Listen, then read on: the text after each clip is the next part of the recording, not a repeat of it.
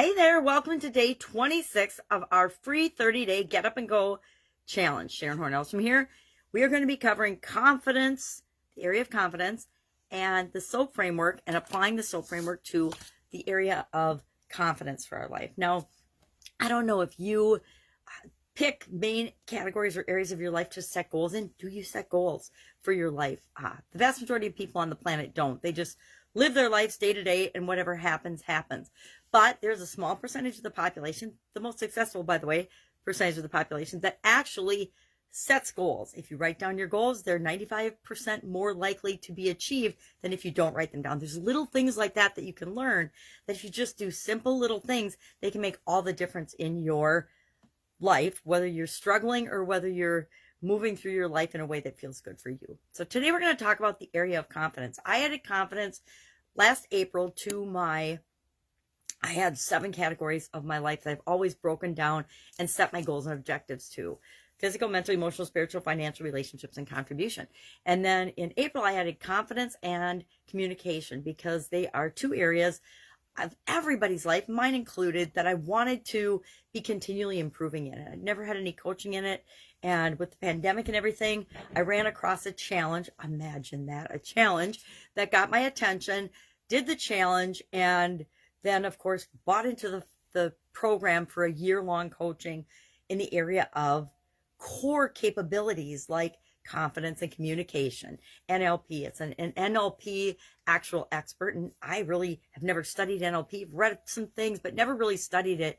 So neuro-linguistic programming, and I've always been attracted to words. I do a daily share where I talk about an idiom, where it came from, what does it mean, and how might you apply it to building and growing your business, supersizing your business. And so obviously I've always been interested in language and words and communication and confidence. We all need a boost in our confidence depending on the situation. So I added confidence and communication. We'll talk about confidence today. We'll talk about contribution tomorrow, and we'll talk about communication and run through the SOAP framework with that on whatever day after tomorrow. How's that? I don't have to remember what day of the week it is. So today, our tool is going to be hypnosis or self-hypnosis. Why hypnosis or self-hypnosis? Because it's a really powerful way to work on our subconscious and our conscious at the same time, knock down some of the barriers, which a lot of times the barriers to our confidence are self-inflicted, right? Based on our past experiences, we have thoughts and feelings and beliefs about our level of confidence. Depending on the situation, in our past experiences will determine how confident we are going into new situations. We talked about affirmations the other day, and one of my personal affirmations that helped me to be more confident over the years has been, everything works out perfectly for me because the universe is rigged in my favor. I don't remember who I heard that from. It was decades ago, from a personal development leader. And that just struck me as what a powerful thought to have in your subconscious, that whenever you need a little boost of confidence, you can remember everything works out perfectly for me because the universe is rigged in my favor. And when we believe that, all of a sudden we start to see all the ways that the universe is helping us to achieve what we want, or that the world is really neutral and it's up to us to pick out the positive things that we want to take forward with us in the world. So before we get started, well, let's just go into this. So hypnosis, we're going to apply our SOAP framework to hypnosis. So in the area of confidence, using hypnosis or self-hypnosis. Now I have a friend named Victoria Gallagher who has got an app online, and I actually bought it in August. I'd known about it since she launched it a couple of years ago, I think.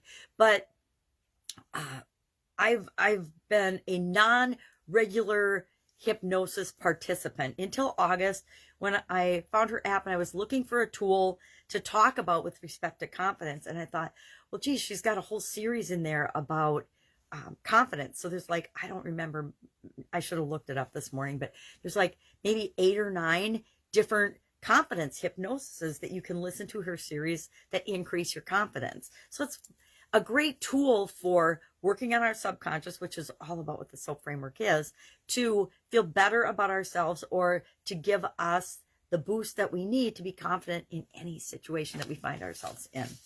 So we're going to talk about the SOAP framework with respect to confidence or hypnosis. How can hypnosis help our confidence? Well, what's my current story?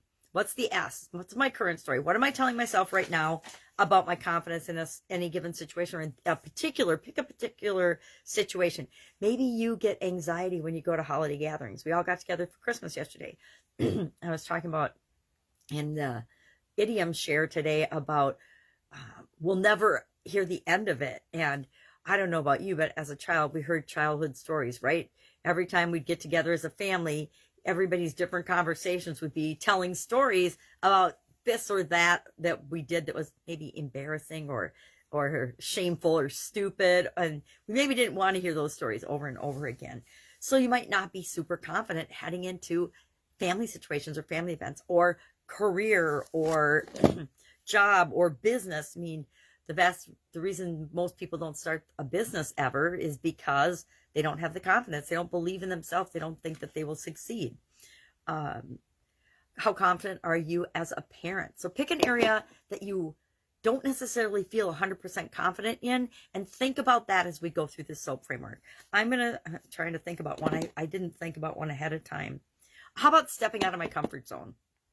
Actually, anything we don't feel comfortable with is requiring us to squeak the edge of our comfort zone or to step outside our comfort zone to do something new. Every time we do something new, we literally have to step out of our comfort zone.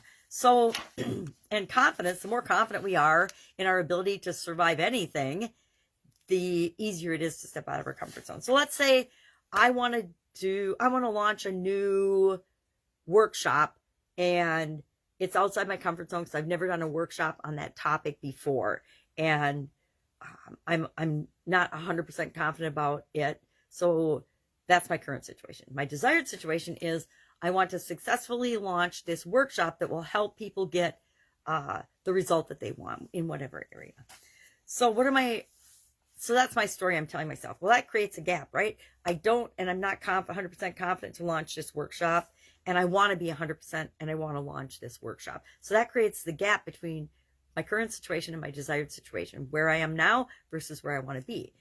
Well, how am I going to fill that gap? Through the rest of the SOAP framework. So the O in our SOAP framework is options. What are the possible options that I have to increase my confidence from where I am to where I want to be?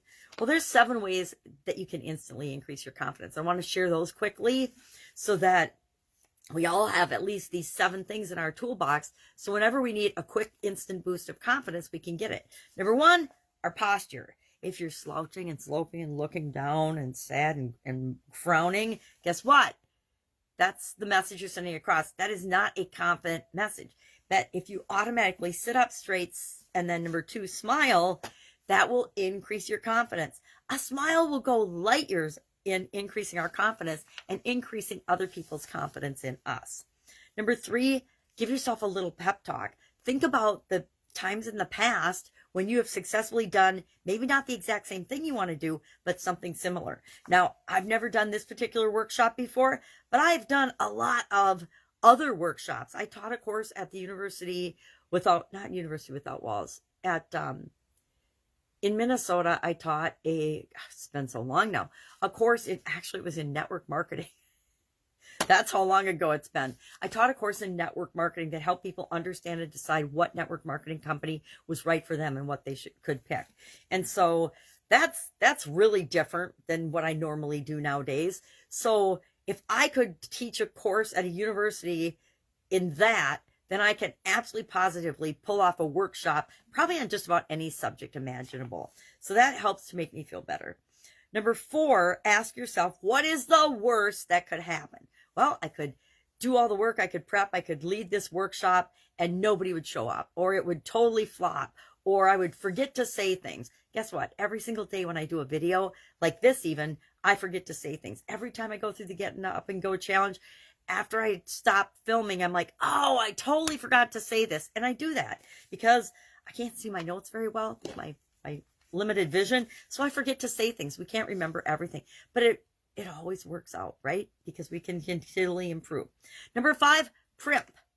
Get cleaned up. Take a shower. Wash your hair. Fix your hair. Do your face or whatever is appropriate for you. Do things that make you feel better. If you want to feel more confident, dress up a little bit, dress more confidently. Number 6, eat something healthy, or I say drink a big glass of water. Eat something healthy or drink more water, and that will make you feel more confident as well. And number 7, which is probably one of my favorite ones, breathe. Remember, a lot of times when we're not feeling confident, we'll breathe shallowly, or we'll just upper chest breathe or nasal breathe, and we want to make sure we're breathing deeply and confidently and actually slowly and relax. If we're breathing slowly and deeply and relaxed, it relaxes us, but it also comes off as more confident. So those are 7 things you could do right now to fill and help with the O of what are possible options? What are ways I can increase my confidence from where I am to where I want to be? So we can pick one of those and take action immediately. I just took deep breaths. I thought about times when I've done something that I wasn't confident in 100% before, but as soon as I did it, and it worked out, then it increased my confidence. Well, it was an off-the-wall topic. Well, this is a different topic for me. So if I've done it before, chances are I can do it again. That makes me feel more confident. So the tool, let's talk about hypnosis, since I'm forgetting about hypnosis. That's our main tool today. How could we use hypnosis or self-hypnosis to increase our confidence on a longer basis, to ensure we're automatically making progress? One thing I've started doing, and actually it's preparation for next year's annual challenge, is doing and listening to one of actually Victoria Gallagher's hypnosises every single day. Usually in the morning or right at night as I'm falling asleep, I'll listen to a hypnosis. Now, I've listened to a lot of different hypnosises over the year. YouTube has hundreds of thousands of different hypnosis and self-hypnosis videos if you're looking for free ones. There's free ones. Victoria Gallagher on her HipCloud app has, I think, a dozen free ones. And then she's got 500 other hypnosises on all different topics. But, career, mindset, confidence, relationships, sexuality, all kinds of things that you might want to work on in your life that will all give you more confidence, right? If we improve in any area or aspect of our life, or we feel better about ourselves in any area or aspect of our life, that automatically increases our confidence in all the other areas and aspects of our life. That's why I love confidence and communication. A little bit doesn't just impact our ability to communicate or the confidence or ability to step out of our comfort zone. It impacts all the areas and aspects of our life. So progress, how do we know we're making progress? What I've been doing and I'm going to continue to do is, and I'll go back to and listen to the confidence ones. I've been just randomly picking one every day. Now I will, I'll commit right now, 7 days, I will listen to the confidence sessions. I'll pick one a day and listen to one of the confidence sessions, how many ever there are, 7, 8, or 9 days, and see how that makes me feel in terms of my level of confidence and my ability to deliver that workshop. And then I'll actually take action and schedule and do the workshop. So our action item today is to pick and choose and listen to some hypnosis on the topic of confidence. Pick and find one, run through the SOAP framework, and think about your level of confidence, the S, the O, the A, the P, and how hypnosis could help you in each of these areas. And I like it because it's something that I can easily put into my daily routine, and I'm automatically getting a benefit in the area of confidence in my life, but that's in turn impacting all the other areas and aspects of my life too. And that's called leverage. And I am a big fan of leverage. So our action item today, listen to a confidence hypnosis, either that or read a confidence self-hypnosis. There's books on self-hypnosis. There's thousands of sites on the internet on self-hypnosis. One of my favorite books, Lynn Grabhorn, has a meditation self-hypnosis type reading at the end of each of the chapters of her workbook. I think they might be in her book as well, but I can't remember. I'm more familiar with the workbook. So that is it today. That is our confidence soap. Go through our confidence soap framework, and then share in the comments below one lesson that you learned by listening to the recording. Now, one of the lessons I first learned about hypnosis and listening to hypnosis via YouTube or online or anything is that it almost automatically takes me out of a conscious state into a semi-sleep state, and then I usually just fall asleep. And so I don't consciously hear more than a minute even of the hypnosis. I used to be able to stay awake for 5 minutes, and now it's like within a minute, boom, I'm out. But guess what? The message is still getting through to my subconscious, which is most important because our subconscious is really our driver. All right. Any questions, hit me up. Otherwise, I will be with you tomorrow. Have an awesome day.